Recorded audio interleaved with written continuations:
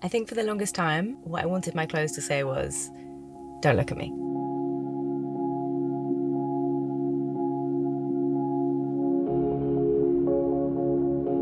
Anytime I wore something that drew attention, whether that was positive or negative, I just found it really difficult to deal with. It was just best if I could just blend into obscurity.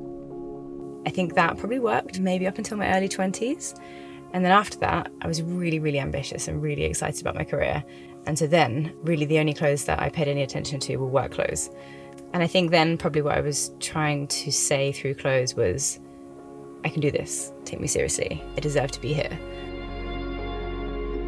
Since I've realised that work should not be at the centre of life and that it wasn't an obligation to dress a certain way, then it became much more playful. And I think in the last year or so, I've experimented with all kinds of different clothes, and I have no idea what any of it is trying to say about me. I think what I'm trying to say to myself is any of this you?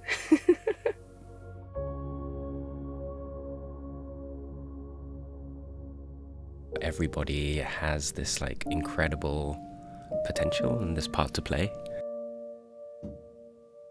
I think it was in the context of a group conversation. There were a bunch of us chatting, jamming together, and after the conversation, I think one of them came and just said that they really felt like I was seeing the light in people and connect that to these bigger ideas.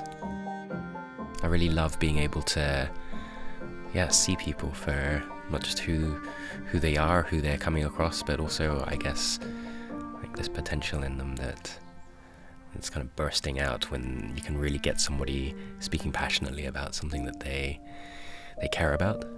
And then the light really does sort of light up inside them, and then seeing that and giving space for that light to burn, and then to be able to like see how that fire is, gonna light all these other fires in some version of the future that's gonna lead to this like big conflagration. Yeah, I think that's really what I want to keep doing, and it was really nice when somebody saw that.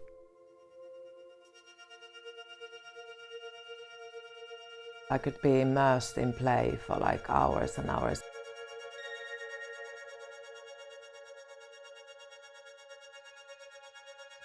I most enjoyed staying in my grandmother's pink attic, creating stories and playing with dolls.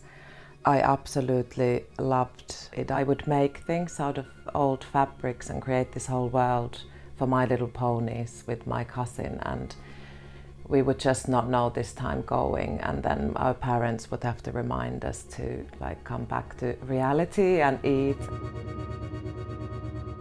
It is quite funny that I've continued to do that as an adult as well, since I'm an artist and a puppet maker. I'm just a big girl with big dolls now. When I'm completely gone into that world, it's kind of like everything around me disappears. And it's wonderful. It's almost like I'm no longer there. I've kind of lost my own ego, and I've just become part of this creation in a way.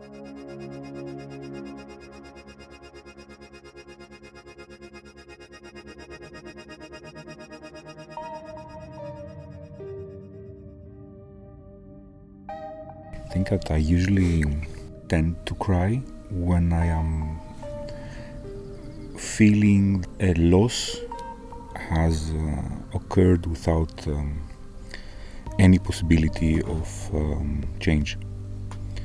And loss, it doesn't have to be any kind of loss that is measurable in terms of life or death or existence, but also loss of a moment, of an experience, of a possibility to repeat a process that had minor or major impact in my life.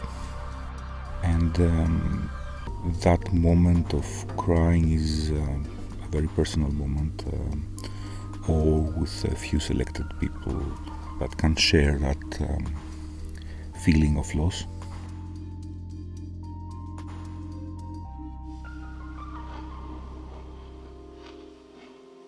I have a recurring dream.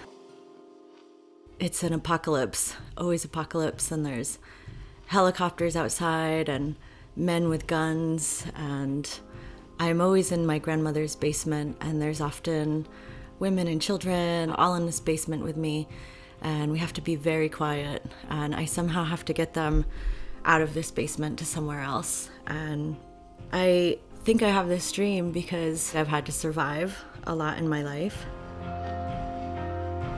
I kind of dress a little bit maybe like a warrior. To me, that warrior uniform is about surviving and fighting for what I believe in.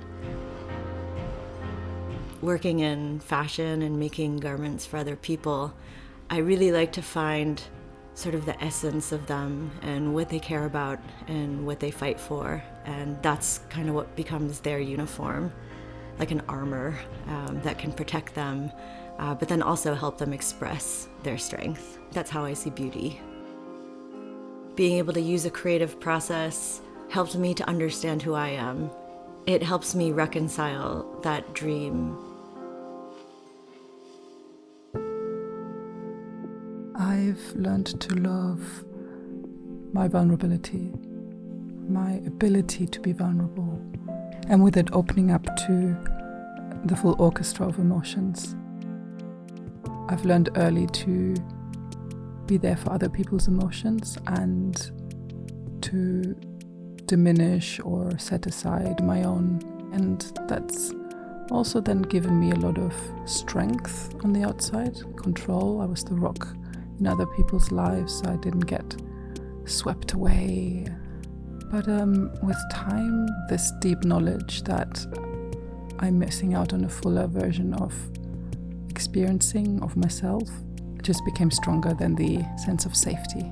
And I can now let myself feel, learn something through that, and just, be more alive, no longer a bystander. And that's beautiful.